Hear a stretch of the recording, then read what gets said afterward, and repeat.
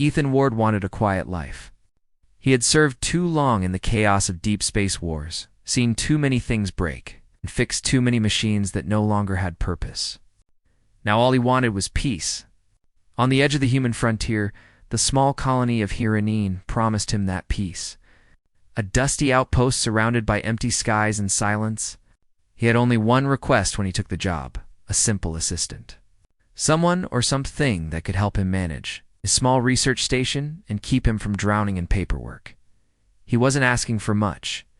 A service droid, maybe an automated clerk, something simple, predictable, and quiet.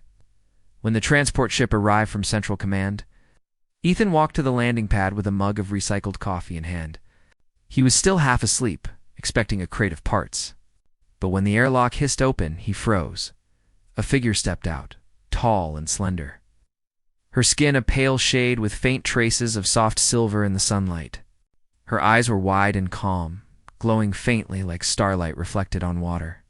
She had no armor, no tools, and no translator device. Just a small case in her hand and a calm expression on her face. "I am Lyra," she said softly. "I am your assistant." Ethan blinked. "You're not a machine." "No," she said. Her voice was smooth, warm, and quiet. "The directorate thought you could use something more." "Adaptive," Ethan sighed. He didn't like surprises, and this was a big one. "I asked for a standard unit," he muttered, scratching the back of his neck. "I know," Lyra said. "They sent me anyway." She looked around the station with curious eyes. The metal walls, the scattered tools, the shelves lined with half-finished gadgets. Her steps were slow, deliberate, as if she was memorizing the space. She seemed completely calm to calm. In fact, as if she belonged there already. Ethan watched her in silence for a moment. He had seen many species during his years of service, but Lyra was different. There was something almost human about the way she moved, about the slight smile that appeared when she touched a datapad or watched the small maintenance drones scurry past. "You've worked with humans before?" he asked finally. "No," she said, "but I studied them. I thought it would be interesting." That word made him uneasy. Interesting was not what he wanted in an assistant. He wanted efficiency, predictability, no surprises. Still, Lyra was polite, efficient, and surprisingly skilled. Within a day, she had organized his chaotic files, recalibrated the energy cells, and cleaned up the workshop. She worked silently, never asking unnecessary questions. Yet there was a gentleness in the way she handled tools, as if she respected every piece of equipment. At first, Ethan kept his distance. He had learned not to get attached to anyone or anything. People left. Machines broke. Silence was safer. But Lyra's calm presence started to shift something inside him. Late one evening, while he was working on an energy regulator, the lights flickered. Then everything went dark. The hum of the reactor faded, replaced by a deep rumbling vibration beneath the floor. Ethan felt the hairs on his arms rise. It was a containment failure. "Power core breach," he said quickly, running toward the control console. "We need to shut it down." Lyra followed without hesitation. "The coolant system is offline," she said. Her voice stayed calm, but her eyes glowed brighter now, faint streams of silver light tracing her temples. "What are you?" Ethan began. But before he could finish, Lyra reached toward the unstable energy coil. The air around her shimmered. A sharp pulse of blue light filled the room, and Ethan felt the static charge on his skin. She absorbed the surge directly into her body, standing still while sparks danced across her hands. The blinding light faded, and the hum of the reactor returned to normal. Ethan caught her just before she collapsed. Her body was cold to the touch, her breathing shallow. "Hey, stay with me," he said, lowering her onto the floor. Her skin shimmered faintly, like soft moonlight underwater. "Stabilized it," she whispered weakly. "The system is safe now. It could have been vaporized," he said, trying to keep his voice steady. Her lips curved slightly. It was necessary.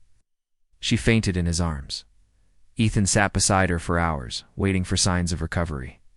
When she finally opened her eyes, She looked directly at him, not with confusion, but with quiet certainty. "You risked your life," he said softly. "So did you," she replied. From that moment, things changed. Ethan tried to tell himself it was nothing, that she was just doing her job. But he couldn't ignore the feeling that she had done more than duty required. When he reviewed the data logs, he found something strange. The power flow pattern didn't match any known safety procedure. What Lyra did wasn't in the manual. It wasn't standard at all. She had absorbed raw reactor energy, something no human or machine could do and survive. The next morning, she was already at work, checking systems and cleaning debris. It was as if nothing had happened. "Lyra," Ethan said quietly, "what exactly are you?" She paused, looking out at the dusty horizon through the station window. "A creation of my people," she said. "We were made to serve, to assist, but not like machines. We choose who we serve." Her words made his chest tighten. "You chose to come here?" She nodded. "Yes. Why?" he asked, half confused, half uneasy. Her silver eyes met his. "Because you were different. You didn't destroy what you didn't understand. You fixed things. You built instead of burned. We heard stories of you, Ethan Ward. You refused orders once to save an alien colony. That is why I am here." Ethan had no words. He remembered that mission years ago, when Command had ordered him to detonate an unstable power plant. He had disobeyed, saving hundreds of alien lives. It had ended his career as a soldier. He never thought anyone remembered. He turned away, trying to hide the emotion on his face. "That was a long time ago," he muttered. "To my people," Lyra said softly, "it was yesterday." Days passed, and their routine became strangely natural. Lyra repaired things without being told. She listened to the silence like it was music. She even learned how to make human coffee, though she couldn't drink it. Sometimes, Ethan would catch her watching him with quiet curiosity. Not judgmental, not distant, just studying. As if she was trying to understand what made humans human. One evening, while they were testing new shield panels outside the dome, a sandstorm rolled in faster than the sensors predicted. The wind howled, tearing cables loose. Ethan grabbed a stabilizer rod. But the storm hit hard. A piece of debris struck his shoulder, knocking him to the ground. Lyra ran to him, helping him stand. The storm raged around them, lightning striking the horizon. She leaned close, her hair whipping wildly in the wind. "You shouldn't have come out here," he shouted. "Neither should you," she said with a faint smile. They reached the shelter just as the storm cut off all visibility. Inside, the lights flickered again, but the power held. For a moment, neither spoke. The sound of wind outside made the small space feel strangely alive. Ethan looked at her. The faint silver light in her eyes reflected off the metal walls. "You really aren't like anyone I've met before," he said quietly. Lyra tilted her head slightly. "And you aren't what I expected of humans." "What did you expect?" "Anger, noise, command," she said. "But you ask, you wait. You think," he laughed softly. "You say that like it's unusual?" "It is," she replied. Silence filled the room again, but it wasn't awkward. It was calm, warm. For the first time in years, Ethan didn't feel alone. As the storm faded, Lyra stood at the doorway, watching the settling dust. "This world is quiet," she said. "It suits you." Ethan nodded. "I like quiet. No orders, no wars. Just peace." She looked back at him. "Peace can be lonely." He didn't answer. That night, as he tried to sleep, her words echoed in his mind. Peace could be lonely. Maybe she was right. He didn't understand her yet, but something about Lyra's presence made him feel alive again. Not the thrill of danger, but something softer, something human, and deep down. Though he didn't admit it even to himself, Ethan began to wonder if her arrival wasn't a mistake after all. Maybe it was fate. The days after the storm felt strangely calm. The air on Hiranine always smelled like dust and metal. But somehow, the base felt alive again. Ethan worked from sunrise to sunset, fixing damaged panels, recalibrating power relays, and rebuilding the satellite dish the wind had torn apart. Lyra followed him everywhere, silent but alert, like a shadow made of light. She carried tools, held the cables, and sometimes corrected his calculations before he even finished writing them. At first, Ethan tried not to think too much about her. She was just doing her job, he told himself. But he couldn't deny that she made the empty base feel less lonely. Every time he looked up from his console, she was there, calm, focused, strangely graceful. One morning, Ethan found her standing outside, looking toward the desert horizon.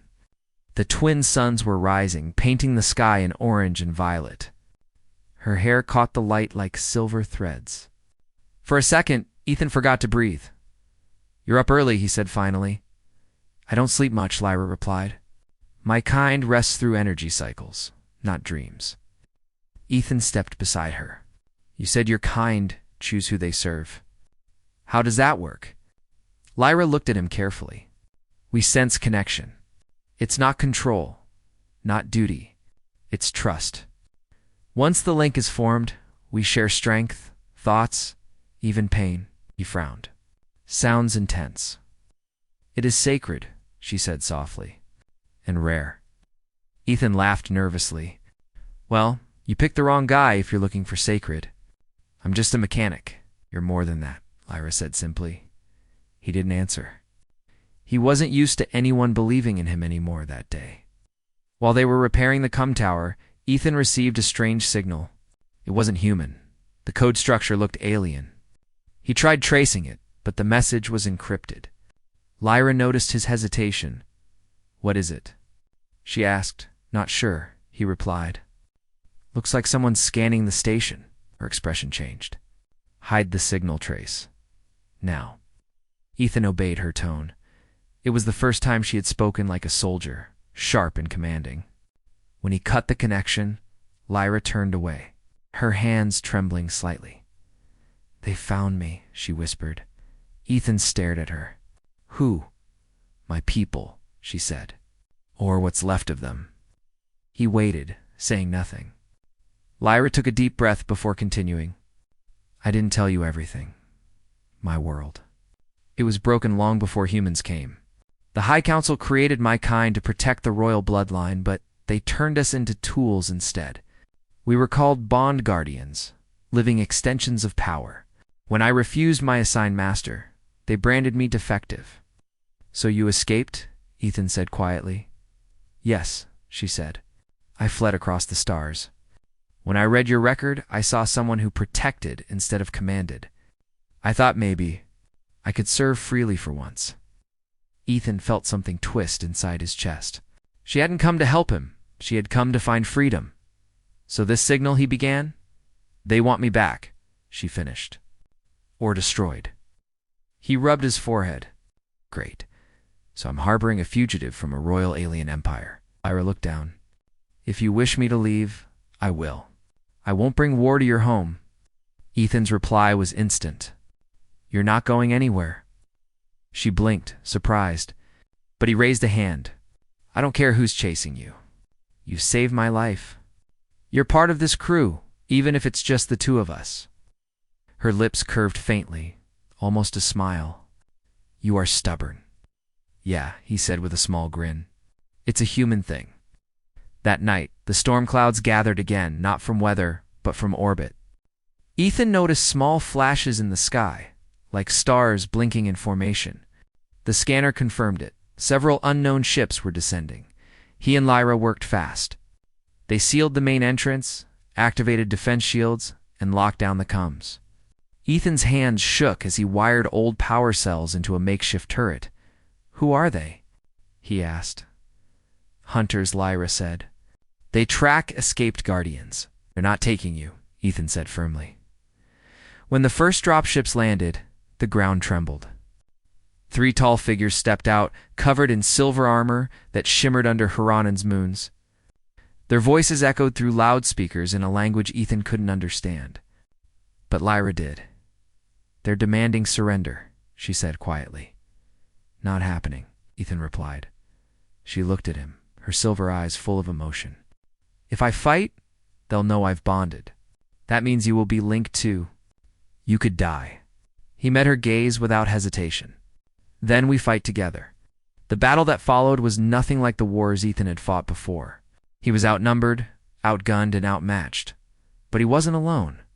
When the first alien soldier fired, Lyra moved faster than he could see.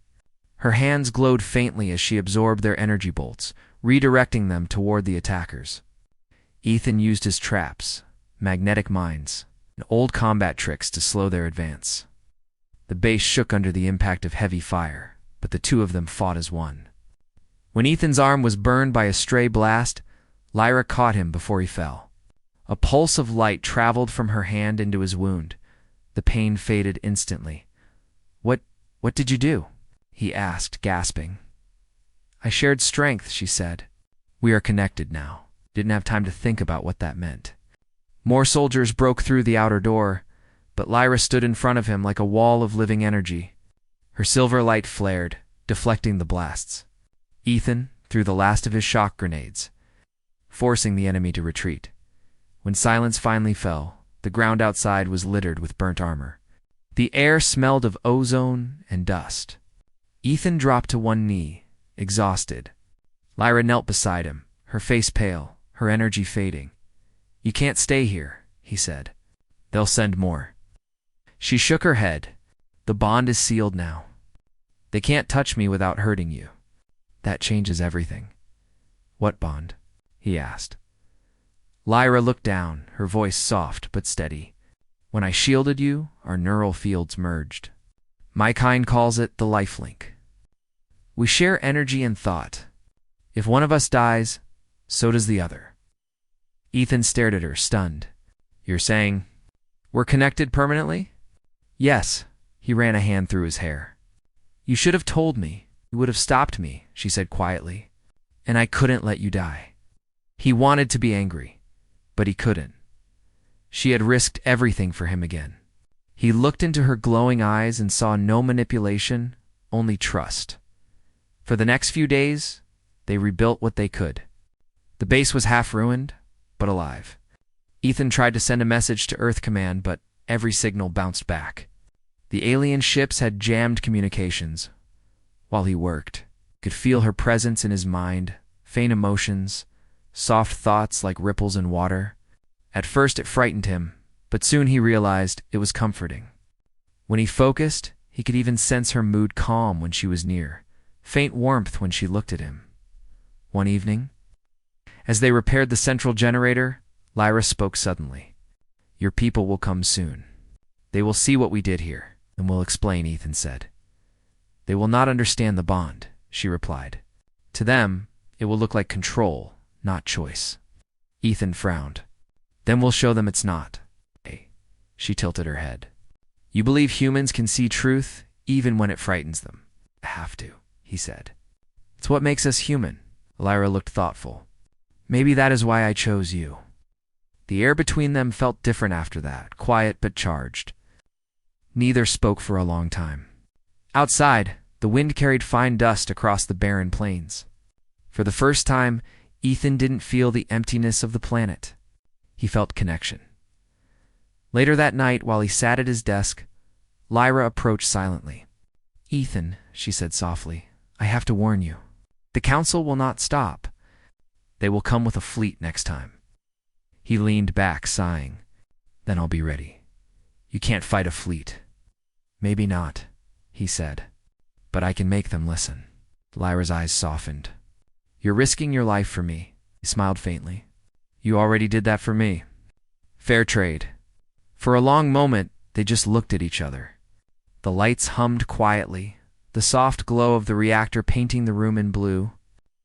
Lyra stepped closer, her voice low. "Humans are strange," she said. "You fight without knowing if you can win." "That's the only way worth fighting," Ethan replied. She didn't argue. She just stood beside him, close enough that he could feel her warmth. And though neither said it aloud, both of them knew the truth. Their lives were bound now by more than energy or duty. It was something deeper, something chosen as the twin moons rose above Heronine. The human engineer and the alien guardian worked side by side, preparing for what was to come.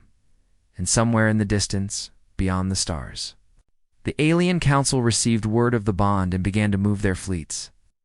toward the quiet world where a human and an alien woman had dared to stand together. The stars over Humanine looked peaceful, but Ethan knew peace never lasted long. For days he had been watching the radar. Strange signals pulsed from the edge of orbit, not random, not natural. They were scanning again. The Council's fleet had found them. Lyra sensed it first. She stood on the balcony above the dome, her silver eyes reflecting the twin moons. "They are here," she said quietly, "my people. And they will not ask permission this time." Ethan tightened his jaw. "Then we make sure they don't take you." She turned to him. "If they try to separate us, the bond will kill us both. They will see that as corruption." He shook his head. "No, they'll see what it really means. Choice." Lyra looked down, her voice softer. "You still believe hearts can change?" Ethan gave a small smile. "Someone once taught me that." The next morning, the first ship appeared, a silver arrow cutting through the sky. It didn't land at first. It hovered in silence, casting a shadow across the desert. A transmission came through, sharp and formal. "Human engineer Ethan Ward, you are holding property of the Lumeron Council. Release the Guardian unit called Lyra immediately." Ethan didn't answer right away.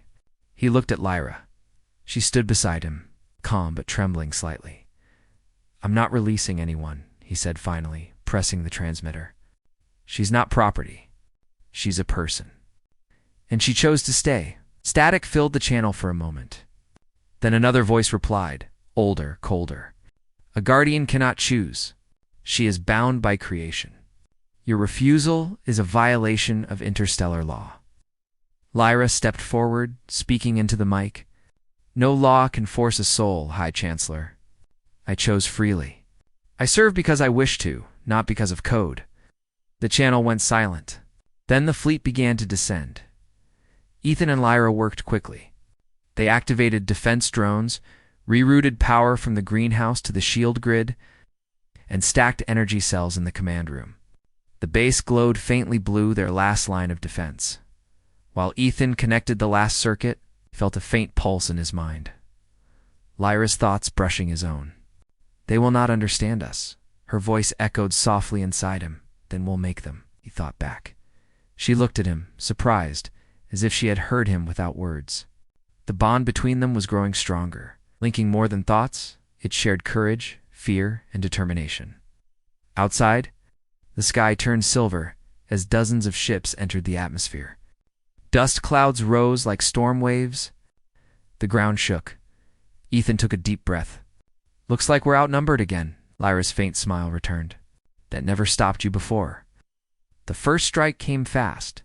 Energy beams slammed against the shield, shaking the base. Ethan monitored the power levels. They were dropping quickly. He rerouted backup lines, but the numbers kept falling. Lyra stood at the center of the control room, her palms raised, eyes bright like burning stars. She was feeding her own energy into the barrier. Her voice was calm, but her body trembled with strain. "Stop," Ethan said, rushing to her. "You'll burn out." "If I stop, we die," she replied. He grabbed her shoulders. "Then we do this together." He linked his wrist device to her neural core. The bond flared, a flood of light and heat surged through both of them. For a moment, they weren't two beings but one, sharing thought, pain, and focus. The shield stabilized. Through the window, the alien fleet paused. The lead ship's lights flickered as if uncertain.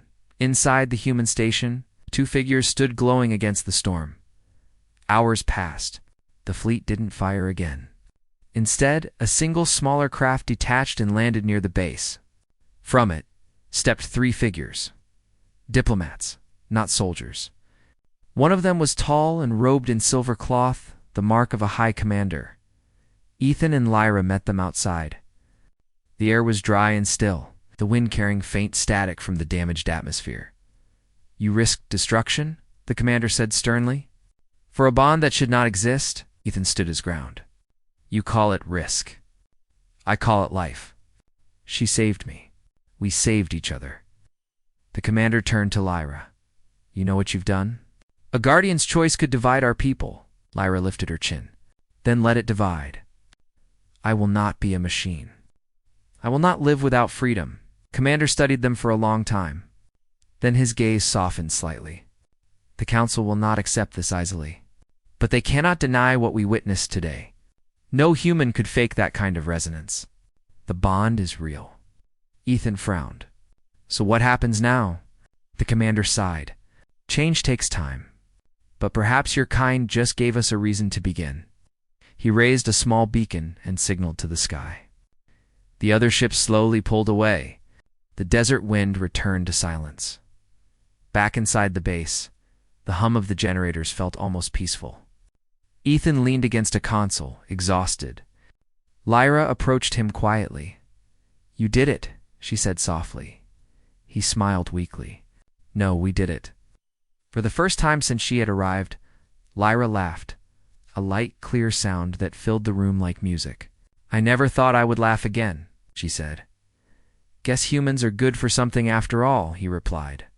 She shook her head. You are good for everything I hope to find. Ethan looked at her for a long moment. Her silver eyes glowed softly in the dim light, warm and alive. What will you do now? He asked. I will stay, she said simply. The Council may come again, but I no longer fear them. I found what I was searching for, he smiled. And what was that? Choice, she whispered, and someone who saw me as more than code. Weeks passed. Heronine began to heal. The fields around the base grew small patches of green as Lyra adjusted the atmosphere filters. Ethan repaired the old shuttle. Together they turned the lonely outpost into a small home. Sometimes they would work in silence. Other times they would talk about old stories, his time in the war, her time among the stars. She told him about her world's oceans made of glass, where light could dance for miles without breaking. He told her about Earth's rain, about the way water felt cold and alive.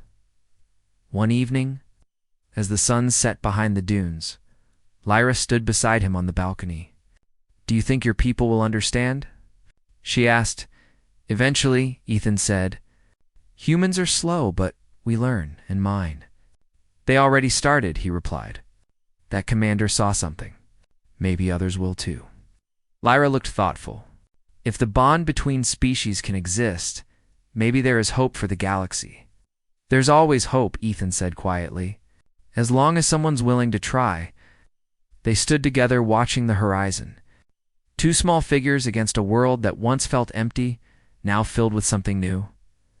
Months later, a small human transport arrived, carrying supplies and a message from Earth's command. Ethan opened the datapad. Captain Ward, your actions on Hera 9 have been reviewed. The incident involving alien forces has led to the first treaty discussions with the Lumaran Council. You are ordered to maintain cooperation with local representatives. Humanity thanks you for your service. Ethan smiled faintly. Looks like we started something big. Lyra read the message over his shoulder. A treaty? Yeah, he said. Humans and Lumarans finally talking instead of fighting. She touched the pad gently. Then the bond wasn't a mistake. Never was, he said. That night, as the stars burned bright above, Ethan sat outside repairing a small drone. Lyra sat nearby, humming softly to herself, a tune he didn't recognize. The air was cool, the wind gentle, Ethan said with a smile when I asked for an assistant. I didn't expect all this. Lyra looked at him, her eyes shining with amusement. If you could choose again, would you still ask for one? He laughed quietly. Only if it was you. Her expression softened. Then I am glad I came. They stayed there until the suns rose again, the desert turning gold around them. For the first time in years, Ethan didn't feel like a soldier or an engineer. He felt human, truly human, beside someone who wasn't. And far above Hera 9, the Lumaran and human fleets orbited in uneasy peace. The first bridge between their worlds had been built, not with weapons or orders, but with trust born from a simple bond that began when an alien woman chose a human to stand beside her in the quiet of dawn. Lyra whispered, You once said you wanted peace. Do you have it now? Ethan looked at the rising light and nodded. Yeah, he said softly. But it's not the kind I expected. It's better, Lyra smiled. Then we built something worth keeping. Together they watched the horizon. Two souls from different worlds, bound by choice, the engineer who wanted silence, and the alien who gave it meaning. And somewhere in the distance, the stars shimmered not as cold lights but as witnesses to the first bond of its kind in all the galaxy.